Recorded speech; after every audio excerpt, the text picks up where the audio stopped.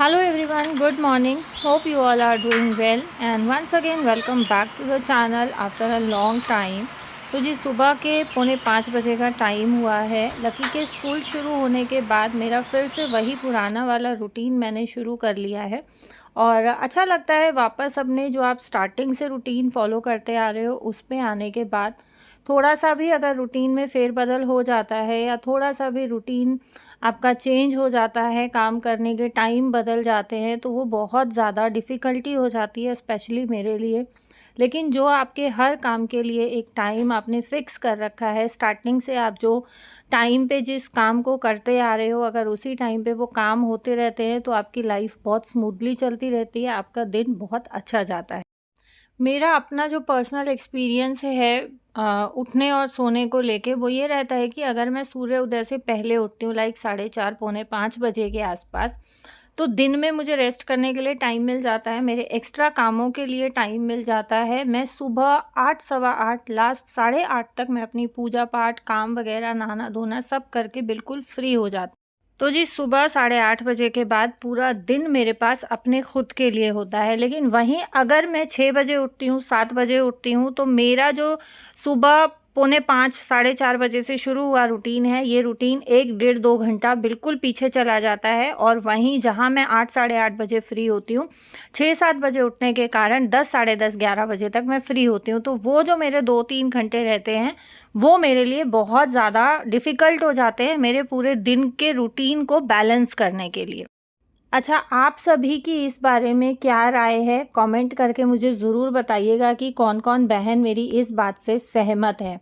अब बहुत बार मेरे पास कमेंट्स आते हैं, बहुत बार इस चीज़ को मैं आप लोगों के साथ डिस्कस कर चुकी हूँ कि कुछ बहनें मुझे कमेंट करती हैं कि दीदी हमारी जो हॉबी है लाइक सिलाई हो गई, गार्डनिंग हो गई, कढ़ाई-बुनाई हो गई, या बहुत सारी अलग-अलग तरीके के शौक होते हैं सबके अपने-अपने, लेकिन उनके लिए हम टाइम नहीं निकाल पाते हैं।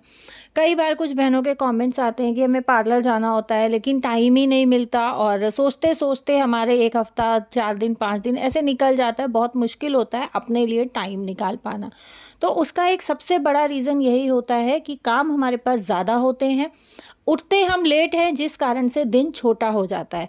अगर हम थोड़ा-सा जल्दी उठेंगे ना तो वहीं दिन थोड़ा बड़ा हो जाएगा और हमें अपने लिए बहुत आसानी से दिन में टाइम मिल जाता है, बिना किसी परेशानी के, बिना किसी एडजस्टमेंट के। और कुछ बहनें मुझे पूछ रही थी कि जो ये लस्सी बनाने वाली मशीन है, ये मैंने कहाँ से ली थी, कितने की आई थी, ये बड़ी है या छोटी है? तो जी ये मशीन छोटी है, इसमें 2 ढाई किलो दूध आराम से हम लस्सी बना सकते हैं दही जमा के। मैं 2 किलो दूध ही जमाती हूँ, जिसमें से 1 कटोरी दही मैं निकाल देती हूँ। अगर किसी को, बच्चों को या हस्बैंड को दही चाहिए हो तो मैं दे दूँ। उतना ही इसमें पानी डल जाता है क्योंकि अगर हम डायरेक्ट दही में रई लगाएँगे ना तो बहुत गाढ़ी-गाढ़ी होती है, इसके नीचे के जो फूल होते हैं, ब्लेड्स होते हैं, वो निकल जाते हैं। तो बस वो इक्वल हो जाता है और ये आई थी आई थिंक 650 रुपए की। मुझे लिए हुए लगभग 3 साल से ऊपर हो गए हैं और किसी भी बर्तन की शॉप पे ये आपको ईज़िली मिल जाती है। इसके साथ पॉट भी आता है, पॉट के साथ ये जिस टाइम पे मैंने ली थी आज से 3 साल पहले आई थिंक, तो ये 1100 समथिंग की थी, बट पॉट मुझे नहीं चाहिए था तो मैंने सिर्फ रई ली थी 650 रुपए की। साथ-साथ तैयारी शुरू कर दी है लंच नाश्ते की, क्योंकि लकी का लंच पैक होना है, नाश्ता बनना है। तो आज मैं बना रही हूँ घिया के कोफ्ते। बहुत लंबे टाइम के बाद, बहुत टाइम से मैंने कोफ्ते की सब्ज़ी नहीं बनाई है और ये 2 घिया जो है, मैं गुड़गाँव गई थी तो मम्मी ने मुझे दी थी। ये किसी के यहाँ से आई थी, खेत की हैं, तो बस ये हुआ कि चलो इनके ना कोफ्ते बनाते हैं। मैंने कद्दूकस करके और अच्छे से इनको टाइट से निचोड़ लिया है। अब ये जो घिया का पानी बचा है इसको मैं फेंकूँगी नहीं।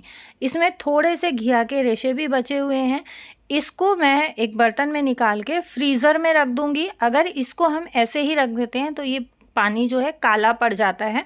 फ्रीज़र में रखने से घिया का पानी काला नहीं पड़ता है, इसका टेस्ट चेंज नहीं होता है।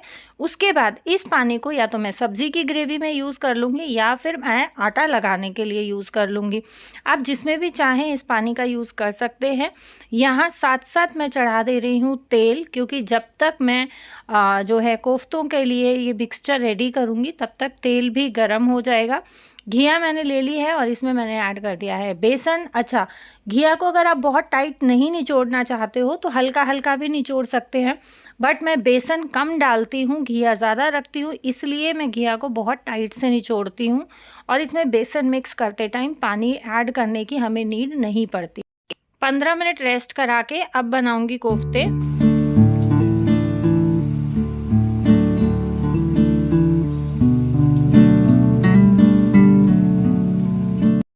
अच्छा, तेल का टेम्परेचर मैंने मीडियम हॉट रखा है कोफ्ते फ्राई करने के लिए, और कोफ्ते कढ़ाई में डालने से पहले ही मैंने गैस को सिम कर दिया था और सिम गैस में ही मैंने कोफ्ते फ्राई करे हैं।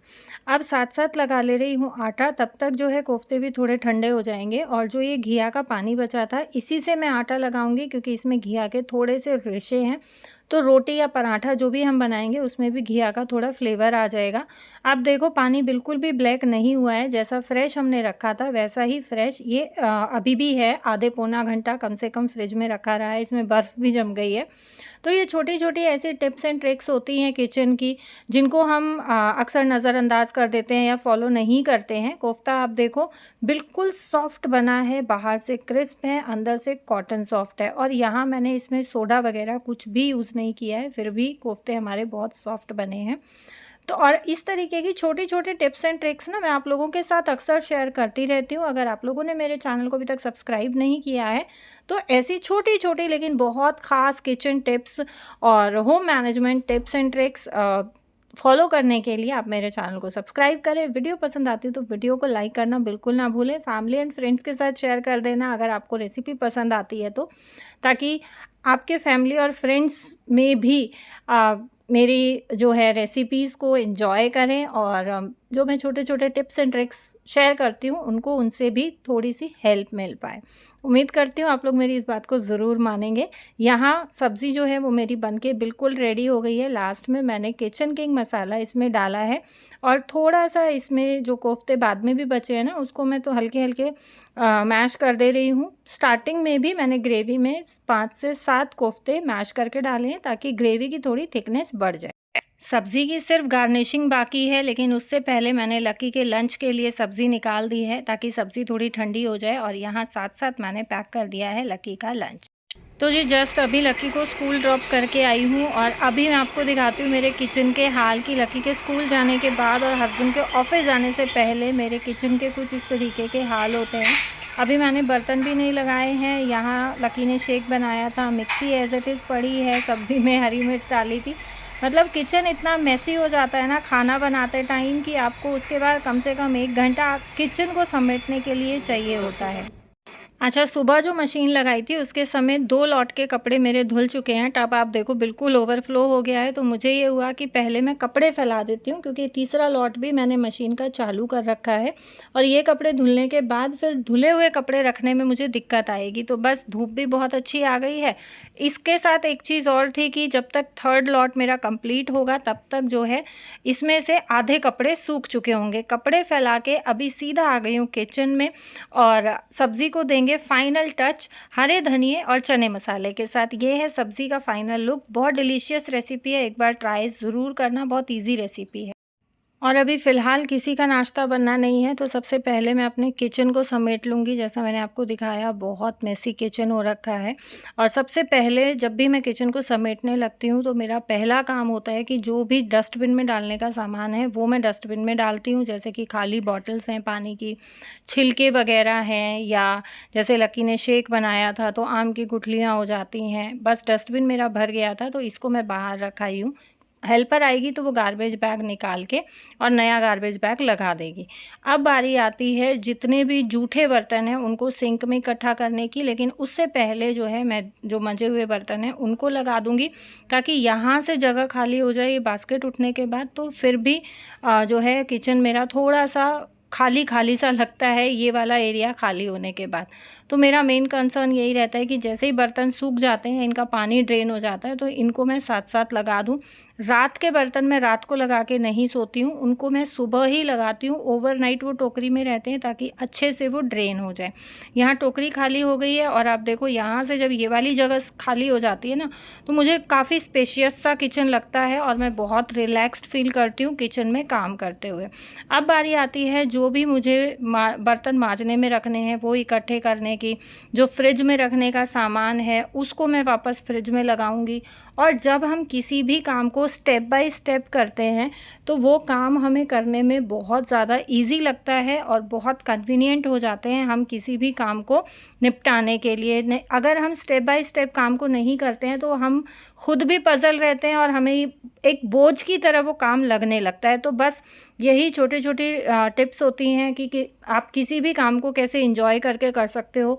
हम किन तरीकों को फॉलो करें, किन छोटी छोटी बातों को फॉलो करें कि हमें अपना काम बोझ ना लगे। और काम को हमें कभी भी बोझ समझ के या जिम्मेदारी समझ के नहीं करना चाहिए। अगर हम उसको इंटरेस्ट लेके करते हैं, काम को एंजॉय करते हुए हम करने की कोशिश करते हैं, तो वो काम बहुत ईजीली हो जाता है। यहाँ आटा भी मैंने एक बोल में निकाल के रख दिया है। परात को मैंने जूठे बर्तनों में रख दिया है ताकि साथ साथ मच जाए। मिक्सी को ऊपर रखने से पहले मैं एक बारी गीले कपड़े से अच्छे से साफ़ कर दूंगी। मेरा जो ग्राइंडर है वो भी और मिक्सी भी जब भी यूज़ होती है तो मैं पहले इसमें कपड़ा लगाती हूँ, उसके बाद मैं इसको ऊपर रखती हूँ। क्योंकि बच्चे जब शेक बनाते हैं ना तो थोड़ा बहुत गिरे बिना नहीं रहता है, और नहीं भी गिरता है तो भी ये मेरी आदत है कि मैं हमेशा इनको जो भी मेरे इलेक्ट्रॉनिक आइटम हैं उनको क्लीन करके उसके बाद ही उनकी जगह पे रखती हूँ। तो जी आपने देखा किस तरीके से बहुत आसानी से मेरा जो बहुत मेस्ड किचन था वो मैंने अच्छे से क्लीन कर लिया है और किचन का मेरा ऑलमोस्ट काम हो गया है। साथ साथ जो थोड़ा बहुत आटा गिरा हुआ था वो भी मैंने क्लीन कर दिया है। अब बारी आती है सब्ज़ी को खाली करने की। सब्ज़ी को भी मैं अलग बोल में निकाल दूंगी और कढ़ाई को भी मैं मांजने वाले बर्तनों में रख दूंगी ताकि कढ़ाई भी मज जाए। क्योंकि सिंक में अगर बड़े बड़े बर्तन रखे हो ना, चाहे 2 या 3 बर्तन ही क्यों ना हो, सिंक हमें बहुत भरा भरा लगता है। और जब तक सिंक में बर्तन रहते हैं ना तो दिमाग में एक अलग ही हलचल रहती है, ना ही किचन में काम करने का मन करता है। क्योंकि वो बर्तन देख देख के ही ना मन परेशान हो जाता है, दिमाग परेशान हो जाता है। तो सिंक अगर खाली होता है तो आधे से ज़्यादा काम किचन का वैसे ही निपट जाता है। धूप बहुत अच्छी आई है तो अब बारी आती है जो अचार बनाया था उसको धूप में रखने की। और आज मैंने आपके साथ वीडियो में शेयर किया कि किस तरीके से मैं मुंह अंधेरे उठ के सुबह सुबह अपने सारे काम बहुत आसानी से निपटा लेती हूँ, जिसके बाद मेरा पूरा दिन फ्री रहता है। ये था मेरा आज का video. Thank you so much for watching.